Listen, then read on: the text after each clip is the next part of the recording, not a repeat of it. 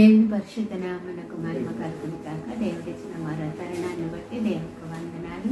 Wake up with God ద్వారా మీ అందరికీ మా శుభములు తెలియజేస్తూ ఉన్నాము. ఈరోజు మన వాక్యము ప్రశస్తమైన విశ్వాసి. జకరియా గ్రంథము 2వ అధ్యాయము 8వ వచనాన్ని మనం ధ్యానం చేసుకుందాం. జకరియా 2:8 ఇలాగ వ్రాయబడి ఉంది. సైన్యములకు అధిపతి యెహోవా సెలవిచ్చినది ఏమనగా, మిమ్మును ముట్టినవాడు తన కనుగుడ్డును ముట్టినవాడని ఎంచి తనకు ఘనత తెచ్చుకొని తరచి మిమ్మును దోచుకుని అన్యజనుల యొద్దకు ఆయన నన్ను పంపి ఉన్నాడు. జకరియా చూసిన దర్శనంలోని మాటలు ఇవి మనం చూస్తూ ఉన్నప్పుడు ఒక విశ్వాసి యొక్క స్థితి దేవుని దృష్టిలో ఎంత ప్రశస్తమైనదో బహు స్పష్టంగా మనకు కనపడుతూ ఉంది. ఆయన ఏమంటున్నాడు, మిమ్మును ముట్టినవాడు తన కనుగుడ్డును ముట్టినవాడంట. అంటే దేవునికి మనము ఎంత ప్రశస్తమైన వారము, విలువైన వారము అంటే ఆ టచ్ చాలా ప్రశస్తమైనది. మనల్ని టచ్ చేస్తే చాలు వాళ్ళకి జరిగేదేదో ఇక్కడ వ్రాయబడి ఉంది.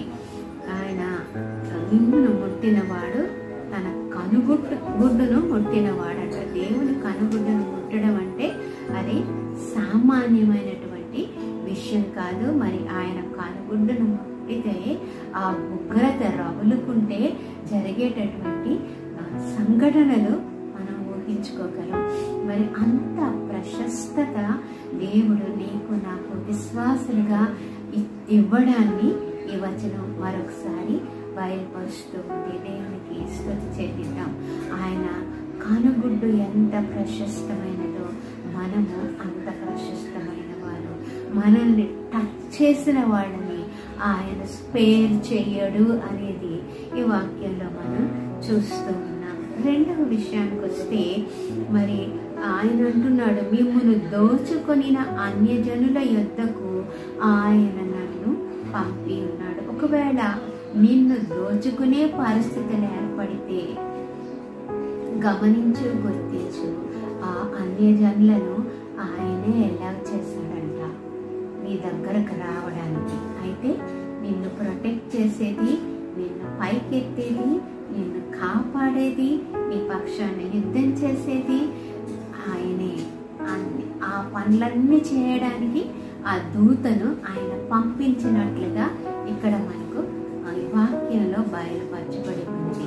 అంటే మరి అది ఎందుకు ఆయన అన్యజనులను ఎలా చేశాడు అనే విషయం కూడా ఇక్కడ మనం చూస్తూ ఉన్నాం. ఇదే వచనంలో ఆయన చెప్తూ ఉన్నాడు, తనకు ఘనత తెచ్చుకొనదలచి. ఇది ఎలా చేయటం వల్ల ఆయన తన నామానికి, తన వ్యక్తిత్వానికి ఘనత తెచ్చుకోవటానికి దీన్ని అనుమతించినట్లుగా మనం చూస్తూ ఉన్నాం. సో ఈరోజు మనం నేర్చుకునే 2 పాఠాలు. మొదటిది, మనం చాలా చాలా ప్రశస్తమైన వారము. మనల్ని ముట్టడానికి కూడా ఎవరికి అధికారం లేదు. రెండవది, మన ద్వారా మనకి కష్టాలు వచ్చినప్పుడు ఆ కష్టాల ద్వారా మన మీద శత్రువు లేచినప్పుడు ఆ లేచినటువంటి ఆ నింద ద్వారా దేవుని నామానికి ఘనత, మహిమ కలుగుతుంది అని బయలుపరచబడుతుంది. మరి ఈ వాక్యం ద్వారా దేవుడు ఈరోజు మనలను బలపరచును కనుక.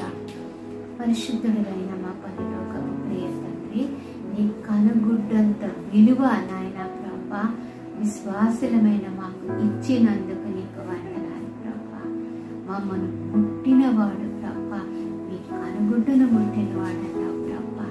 అంత ప్రశస్తమైన వారుగా మమ్మల్ని ఎంచుకున్నందుకు నీకు వందనాలు తండ్రి.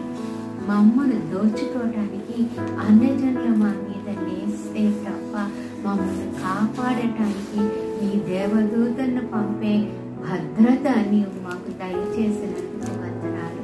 మాకు అటువంటి పరిస్థితులు కలిగినప్పుడు నాయన నీకు మహిమ తెచ్చుకునే దేవుడవని, ఘనత తెచ్చుకునే దేవుడవని బయలుపరిచినందుకు నీకు వందనాలు. ఈ వాక్యం ద్వారా నీవు మాకు ఇచ్చిన ధైర్యం కొరకు, వాగ్దానం కొరకు ప్రభా నీకు వందనాలు చెల్లిస్తూ యేసు నామములో మనం